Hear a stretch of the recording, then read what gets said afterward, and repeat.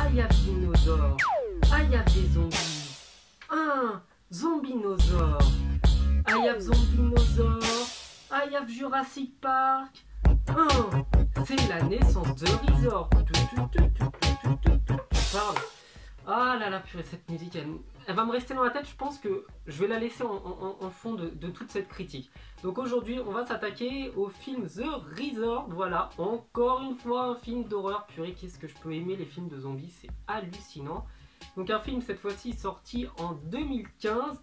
Et le synopsis, je vais juste vous donner le synopsis, grosso modo, des deux films. Vous allez comprendre pourquoi j'ai dit que ça ressemblait à Jurassic Park.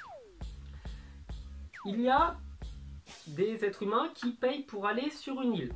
Sur cette île, il y a des monstres dangereux et assoiffés de sang. Les gens qui y vont payer très cher pour y aller. Il va y avoir un dysfonctionnement des cages. Les monstres s'échappent. Les humains doivent survivre. Ça, c'est The Resort. Je prends Jurassic Park. Il y a une île. Il y a des gens qui payent très cher pour aller sur l'île. Sur l'île, il y a des monstres. Il y a une avarie. Les monstres veulent tuer les héros. Donc là, les dinosaures veulent tuer les héros. Les héros doivent se sortir de là. C'est exactement pareil. Remplacer les dinosaures par les zombies, vous avez la même idée. Donc, ce film est... je vais vous dire directement mon avis. Ce film est pas mal, ce film est sympa, il se laisse regarder, mais en fait, tous les personnages sont purement caricaturaux du film avec des zombies et du film de survie avec une île. Voilà, c'est caricatural.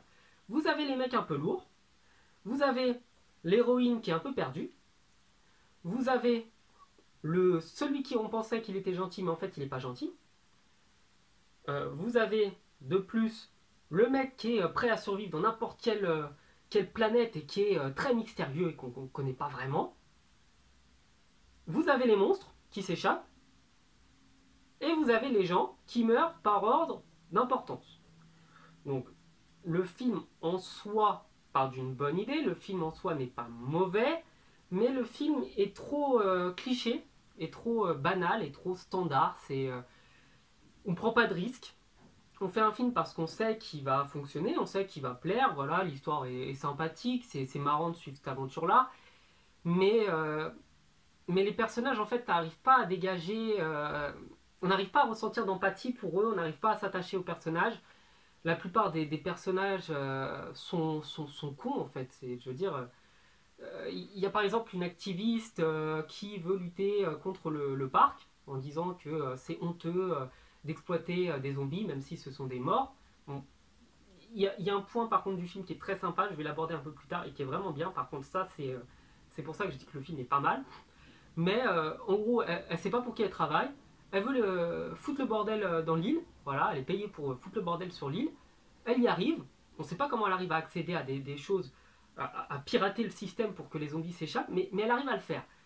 Et au final, elle va mourir.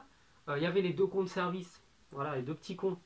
J'en avais déjà parlé dans la critique de Rec, parce qu'il faut toujours des petits cons de service dans les films de zombies qui vont mourir. Ah bah tiens, oh là là, qu'est-ce qu'ils vont nous manquer. Il y a l'anti-héros qui va mourir, et il y a les deux héros principaux qui vont vivre. Voilà, super, ils vont survivre. En fait, c'est tellement cliché, c'est tellement banal du film d'horreur que avant même le début du film, on sait ce qui va se passer à la fin. On s'en doute. On se doute de la fin du film tout au long de celui-ci. Je sais pas en fait, peu importe qui aura regardé au moins un ou deux films de zombies ou films un peu comme ça, apocalyptiques dans sa vie, comprendra ce qui va se passer à la fin du film. Donc ne vous attendez pas à un scénario de malade, ne vous attendez pas à un truc qui va vous retourner la tête, l'esprit, qui va même vous faire sentir mal. Vous allez avoir un petit peu peur, vous n'allez pas être effrayé. Il y a des films comme ça avec des monstres qui sont beaucoup plus pesants. Je pense par exemple à The Descent qui est formidable. Il y a également The Grudge qui est effrayant mais dans un autre registre. Il y a Rec dont j'avais parlé qui est extraordinaire. Enfin, je veux dire, il y a pas mal de films comme ça, des films d'horreur qui arrivent à créer un climat de tension, un climat de peur et un climat où vous allez vraiment vous sentir très mal. C'est aussi le cas par exemple de 28 semaines plus tard, qui va vous mettre dans une ambiance particulière, également Seul au monde, voilà, Je suis une légende, pardon, de Will Smith, qui est extraordinaire. Vous attendez pas à ça avec The Resort. Vous attendez pas au film qui va vraiment vous faire ressentir énormément d'empathie, vous faire ressentir de la terreur ou de la solitude. Vous allez le regarder, vous allez sûrement vous amuser, prendre un peu de plaisir, mais le film va pas vous marquer. Et, euh, et par contre, le point positif, c'est qu'il y a derrière ça une notion un peu humaniste, c'est-à-dire qu'on se rend compte à la fin du film que l'île servait et qu'ils utilisaient des réfugiés, des gens qui fuyaient la guerre, qui fuyaient la pauvreté pour devenir des zombies, qu'ils les transformaient délibérément en zombies pour contrôler ça. Et en échange de quoi, bah, des gens venaient payer pour faire un safari zombie, voilà, tirer sur des zombies, tuer du zombie pour rigoler. Et on se rend compte bah, qu'en fait, c'est une entité de méchants voilà, qui profite, protégée par les instances gouvernementales, qui profite de pauvres malheureux pour se faire de l'argent. Voilà. Je crois que c'est le seul. Enfin, non, c'est pas le seul point, mais c'est un des points vraiment les plus intéressants du film. J'ai trouvé ça bien, très sympathique de critiquer bah, la société dans laquelle on vit, qui serait capable, s'il n'y avait pas des règles de morale assez solides, mais de d'exploiter vraiment cette misère, parce qu'il y a toujours des gens qui exploitent la misère. Et bien sûr, c'est toujours un peu abusé, hein, il n'y aura pas d'apocalypse zombie sur Terre, mais j'ai trouvé ce point intéressant, mais le reste du film se laisse voir, ça se laisse regarder, il va pas me marquer, je suis content de l'avoir vu, si c'était à refaire, je le regarderai à nouveau.